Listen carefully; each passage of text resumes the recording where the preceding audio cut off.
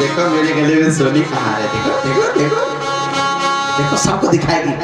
और कहीं जाएगी विवाह में, शादी में, पार्टी में, फंक्शन में, तो सबसे ऊपर वो सोने वाला जंजीर रखेगी ताकि 10 लोग देखे, 10-20 लोग देखे क्या सोने, हमारे गले में सोने का हार है।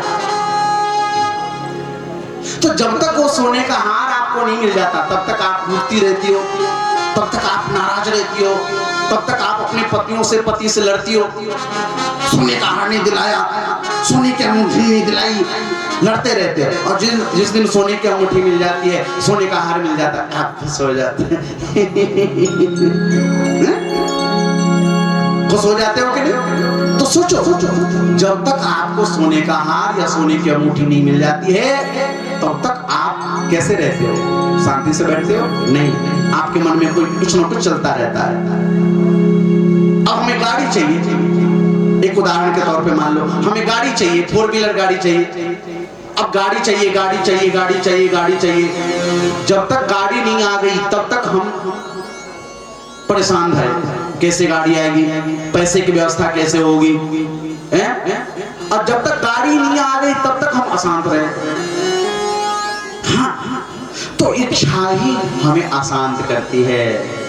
जितनी भी इच्छा आप करोगे संसार की, चाहे सोने की इच्छा करोगे, चांदी की इच्छा करोगे, बंगले की इच्छा करोगे, गाड़ी की इच्छा करोगे, धन की इच्छा करोगे, जितनी भी इच्छा करोगे उतने आप अशांत रहोगे। और जिस दिन कोई इच्छा नहीं रहेगा आपके मन में, किसी भी चीज की इच्छा नहीं रहेगी, किसी भी वस्तु की इच्छा नहीं रहेगी, किसी भी चीज की इच्छा नहीं रहेगी, उसी दिन आपका हृदय शांति से भर जाएगा, सुख से भर जाएगा, आनंद से भर जाएगा। क्यों? इच्छा ही हम सबको अशांत करती है, इच्छा ही हम सबको अशांत करती है। इसलिए हमारे संत कहते हैं क्या? सीताराम सीताराम सीताराम कहिए, जाहि विधि राखे राम, ताहि विधि रहिए। सीताराम सीताराम सीताराम कहिए, जाहि विधि राखे राम, ताहि विधि रहिए। सीताराम सीताराम सीताराम कहिए, जाहि विधि राखे राम, ताहि विधि रहिए। सीताराम सीताराम सीताराम कहिए, जाहि विधि राखे राम, ताहि विधि रहिए। सीताराम सीताराम।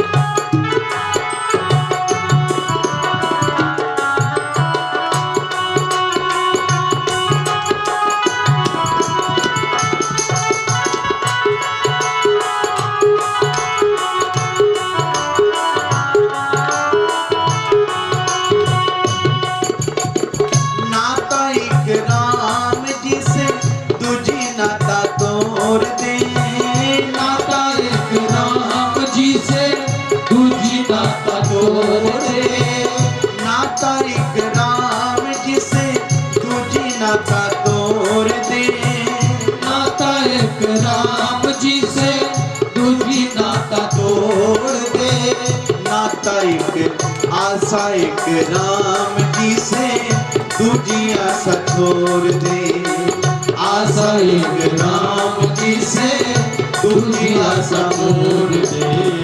धन्यवाद निर्विवाद, धन्यवाद निर्विवाद, राम राम कहिए, जाहि विधि राखे राम, ताहि विधि रहिए।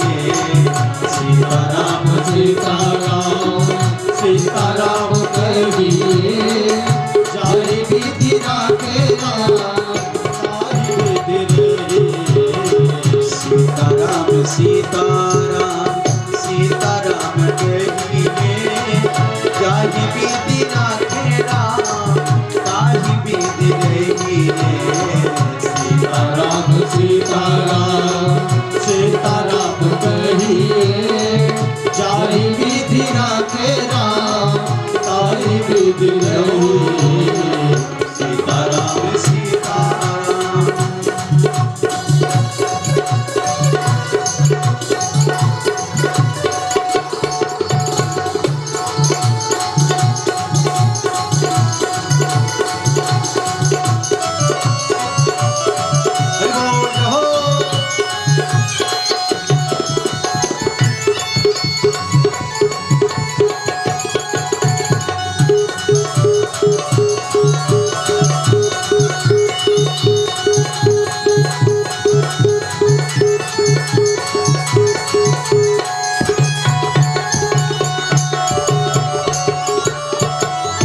जिंदगी की डोर सौंपो हाथ दीनानाथ के। जिंदगी की डोर सौंप हाथ दीनानाथ के। जिंदगी की डोर सौंपो हाथ दीनानाथ के। जिंदगी की डोर सौंप हाथ दीनानाथ के। महलों में राखे चाहे झोपड़ी में बास दे। महलों में राखे चाहे झोपड़ी में बास दे। साधु संग राम रंग अंग अंग परिये। साधु संग राम रंग संग संग बढ़िए। जाहि बीती राखे राम ताहि बीती रहिए। सीताराम सीताराम सीताराम तेरी हो। जाए बीती राखे राम ताहि बीती रही। सीताराम सीताराम सीताराम कहिए। जाहि बीती राखे राम ताहि बीती रहिए। सीताराम सीताराम सीताराम कहिए। जाए बीती राखे राम ताहि बीती रही। जाहि बीती राखे राम ताहि बीती रहिए। जाहि बीती राखे राम ताहि बीती रही। जाहि बीती राखे राम ताहि बीती रहिए। जाहि बीती राखे राम ताहि बीती रही। प्रेम से बोलो भक्तवत्सल भगवान की जय। जय। तो हमारे राजलाल जी बोल रहे हैं, आप लोग तो हैं मत बोलो, जय बोलो जय। प्रेम से बोलो बालकृष्ण लाल की, राधा रानी सरकार की, भक्तवत्सल भगवान की। नींद तो नहीं आ रही ना?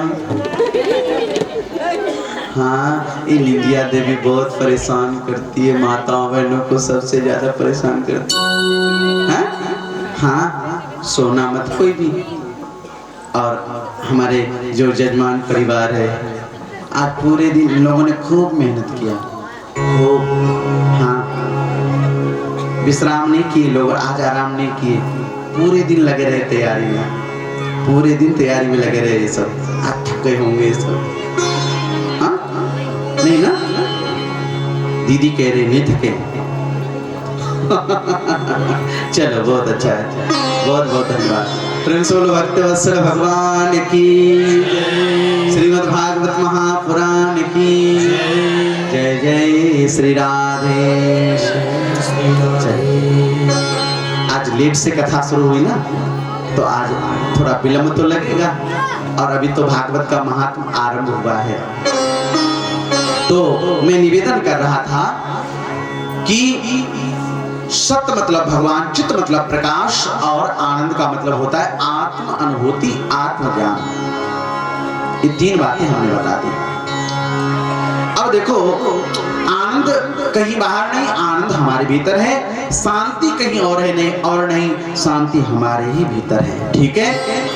और उस शांति को पाने के लिए संतों की आवश्यकता होती है। उस आनंद को अनुभूति करने के लिए, अनुभव करने के लिए सत्संग की, ज्ञान की, संतों की आवश्यकता होती है। बिना गुरु ज्ञान कहाँ से पावे, बिना गुरु के ज्ञान कहाँ से मिलेगा, बिना सत्संग के आनंद सुख कैसे मिलेगा। और इसीलिए आप लोग सत्संग में बैठे हैं। तो भगवान का स्वरूप 3 बताया, सत्य चित आनंद। और वो सच्चिद आनंद कौन है? वो सच्चिद आनंद है भगवान श्री कृष्ण।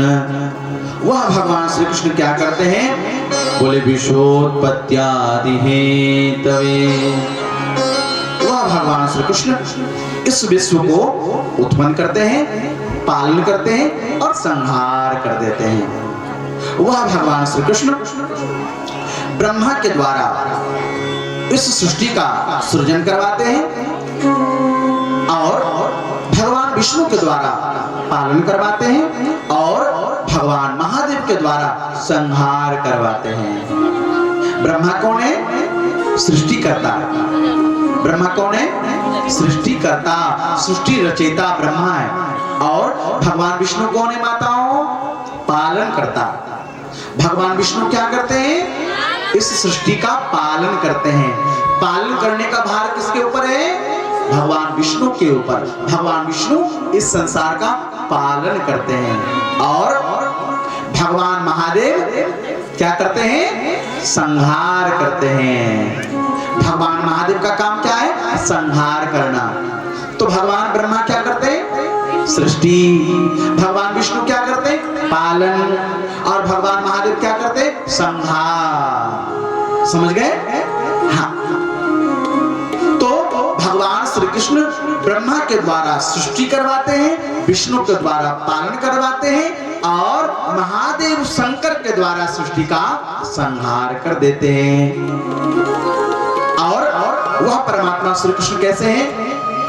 बोले तापत्रय विनाशाय श्री कृष्णाय वयं नमः। वह भगवान श्री कृष्ण और क्या करते हैं?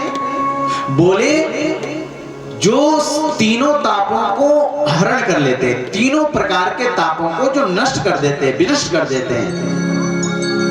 कौन कौन से 3 प्रकार के ताप? दैहिक, दैविक और भौतिक ताप। 3 प्रकार के ताप होते हैं, दैहिक, दैविक और भौतिक। ध्यान सुनना सब लोग। दैहिक ताप किसे कहते हैं? जो देह से उत्पन्न होता है, जैसे ज्वर, बुखार आ जाना, फोड़ा फुंसी हो जाना, मलेरिया बुखार आ जाना, है ना? तो उसको कहते हैं दैहिक ताप। और आप लोग गांव में रहते हो, आप लोग जानते हो, जिसको मलेरिया बुखार आता है ना, ज्वर आता है ना, उसको भोजन अच्छा नहीं लगता है, रोटी अच्छी नहीं लगती, सब्जी तीता लगता है, तीता कड़वा लगता है, सब्जी में कोई स्वाद नहीं लगता है। पानी भी पियो ना तो पानी भी कड़वा लगता है कि नहीं? ज्वर में, बुखार में पानी भी कड़वा लगता है कि नहीं? पानी भी अच्छा लगता है क्या? नहीं लगता है। तो जो देह से उत्पन्न हो उसको कहते हैं दैहिक ताप। और दैविक ताप जो देवी देवताओं के द्वारा जो हमें कष्ट मिलता है, देवी देवताओं के द्वारा जो हमें दुख मिलता है, देवी देवताओं के द्वारा जो हमें परेशानियां मिलती है, उसको कहते हैं दैविक ताप। जैसे अभी कुछ दिन पहले 3 दिन बारिश हुई, अभी 5-7 दिन पहले 3 दिन तक बारिश हुई। अच्छा बताओ, बारिश की आवश्यकता थी? अभी जो बारिश हुई 5-7 दिन पहले, उस बारिश की आवश्यकता थी? कौन कह रहे हैं? हाँ, थी। कौन कह रहे हैं बारिश की आवश्यकता थी? कौन कह रहे हैं? कोई नहीं कह रहे, हम ही कह रहे हैं। अच्छा एक बात बताओ, बारिश की आवश्यकता थी? नहीं थी ना, लेकिन फिर भी बारिश हुई कि नहीं बारिश हुई? बस इसी को कहते हैं दैविकता। और हे भगवान, क्या बताऊं, किसान बेचारा रो रहा है, किसान परेशान है। और एक बात कहूं, सबसे ज्यादा परेशानी बेचारे किसानों को ही होती है। बेचारे कितना परिश्रम करता है खेतों में, कितना मेहनत करता है बेचारा, घर की पूंजी लगा देता है खेत में, शारीरिक परिश्रम अलग लगता है, घर की पूंजी अलग लगती है, मजदूर अलग लगाते हैं और खेती करते किसान। और अंतिम में क्या होता है? रोना पड़ता है, आंसू निकल आता है और रो करके कहते हैं अरे भैया तो गर्दन कट्टी हो गई, सब बिगड़ गया, सब चला गया। बेचारा किसान सब तरह से परेशान होता है। और इस बार तो हमने देखा इस बार धान रोपते समय भी किसान इतना परेशान थे महाराज। बोर्डिंग के पाइप समटते और पसारते किसान उस समय परेशान थे कि नहीं थे? बताओ। गर्मी के समय इस साल बारिश कम हुई है, जब धान रोपने का समय आया इस बार पानी नहीं था, किसान बेचारा परेशान हो गए। और देखो देवता कितने कभी ये देवता कितने कठोर हो जाते हैं। अरे कम से कम दया तो करनी चाहिए कि बेचारे किसान धान रोपते समय बेचारा वैसे परेशान थे और फसल आ गई खेत में तो हम उस फसल को भी बर्बाद किए जा रहे हैं। इतनी भी दया नहीं आई और ऊपर से बारिश और करवा दी कि नहीं बारिश। अब बेचारे किसान के जितने भी फसल थे अब बर्बाद हो गए। महाराज फसल काटने में नहीं बन रहा है, काटा नहीं जा रहा। मजदूर कह रहे 200 रुपये लेंगे, 500 रुपये लेंगे। अब बताओ, तो ये लोगों की गलती नहीं है, ये कभी देवताओं की भी महाराज बड़ी विपत्ति होती है लोगों के ऊपर, कहर बरपा देते हैं। बारिश की आवश्यकता नहीं थी, बारिश हो गई। तो इसको क्या कहोगे? इसको कहोगे दैविकता। इसी को कहते हैं दैविकता, समझ गए? इसी को कहते हैं दैविकता। तो दैविकता और तीसरा है भौतिकता। ठीक है, तीसरा है भौतिकता। भौतिकता मतलब किसी जीव जंतुओं के द्वारा जो हमें कष्ट मिलता है, जैसे बिच्छू का डंक मार देना। बिच्छू देखा आप लोगों ने? बिच्छू किसने देखा? बिच्छू देखा? ऐसे होती उसकी डंक, ऐसे डंक होती बिच्छू, ऐसे। हाँ, और जैसे टच होता है उसके शरीर में, टच करो फट से डंक मार देता है बिच्छू। बड़ा कष्ट होता है, बड़ी पीड़ा होती है। अच्छा, सांप देखा है आप लोगों ने? सांप, अरे या तो हाँ बताओ या तो ना बताओ। किसने देखा है सांप? हाथ उठाओ। सांप होता है आपके गांव में? सच में होता है सांप? चलो आप सब कह रहे हैं तो मान ही लेते हैं, मानना ही पड़ेगा क्योंकि हमें अभी 6 दिन और रहना है। अब नहीं मानेंगे तो भी कहाँ जाएंगे हम? मानना ही पड़ेगा। अच्छा, सांप होता है आपके गांव में? अच्छा एक बात बताओ, सांप सबने देखा है, लेकिन एक बात पूछूं, सांप आप सबने देखा है, लेकिन सांप के पैर किसी ने देखा है? सांप के पैर किसी ने देखा? किसने देखा सांप के पैर? किसने देखा है? किसी ने नहीं देखा है। क्यों? क्योंकि सांप के पैर होते ही नहीं।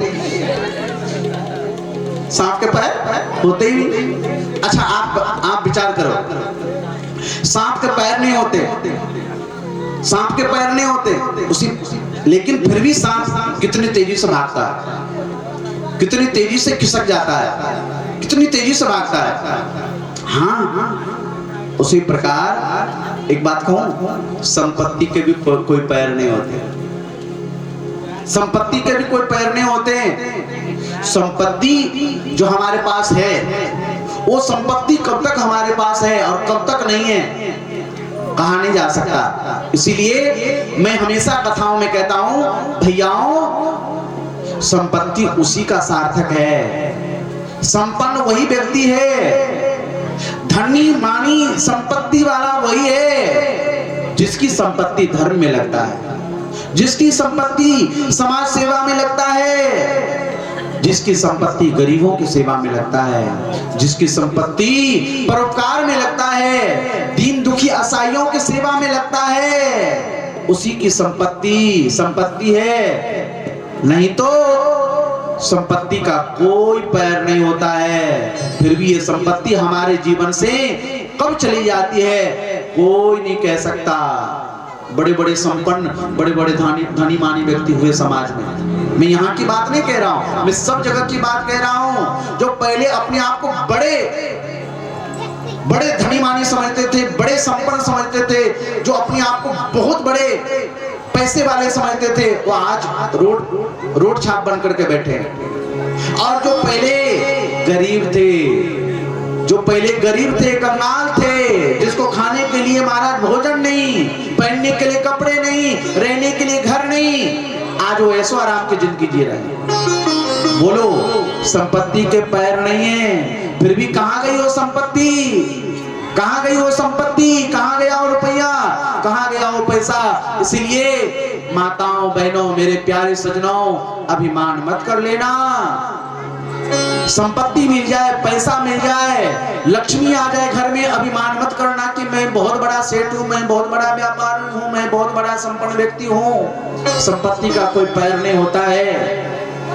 अगर भगवान ने आपको दिया है, आप लक्ष्मीवान हो, संपत्ति मिली है, तो उस संपत्ति से परोपकार करो, उस संपत्ति से दीन दुखी असहायों की सेवा करो, समाज सेवा में लगाओ, जिससे 10 लोगों की भलाई हो सके, जिससे लोगों का अच्छाई हो सके, भलाई हो सके, उस कार्य में लगा दो। युगों युगों तक आपका नाम रहेगा। नहीं तो आया हुआ धन एक दिन चला जाएगा, एक दिन चला जाएगा। एक बात और, सब लोग ध्यान से सुनना। हमारे इस भारत देश में एक रहीम जी महाराज थे। रहीम जी कौन थे? रहीम जी। हम नेपाल की बात नहीं कह रहे, हमारे भारत देश की बात है। हमारे भारत देश में एक भक्त हुए रहीम जी, जय जय खुश रहिए। हमारे भारत देश में एक भक्त हुए, कौन हुए? रहीम जी, जो मुसलमान थे जाति से, लेकिन हमारे हिंदू धर्म को स्वीकार किया और हमारे राम और कृष्ण का भक्त बना रहीम जी महाराज। मैं उसके बारे में मैं निवेदन करूं। रहीम जी दान देते थे, हाथ खोल करके बांटते थे। सब लोग ध्यान सुनना। पर रहीम जी जब दान देते थे तो उस समय अपना आंख बंद कर लेते थे। तो एक बार किसी ने रहीम जी से कहा, रहीम जी आप दान तो देते हो, आप भंडार लुटाते हो, लोगों को दान देते हो, बहुत अच्छी बात है, लेकिन आपके दान देने की तरीका क्या, ये क्या तरीका है आपके दान देने का? आप आंख बंद करके दान देते हो। अरे आंख खोल करके दान दो ना, कोई दोबारा लाइन में लग करके दोबारा ले ले तो धन कम हो जाएगा, संपत्ति कम हो जाएगी।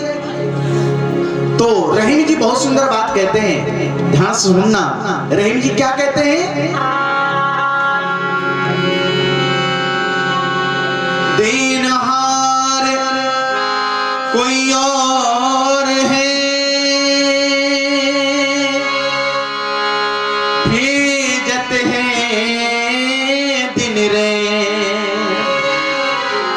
देनहार कोई और है, भेजत है दिन रे।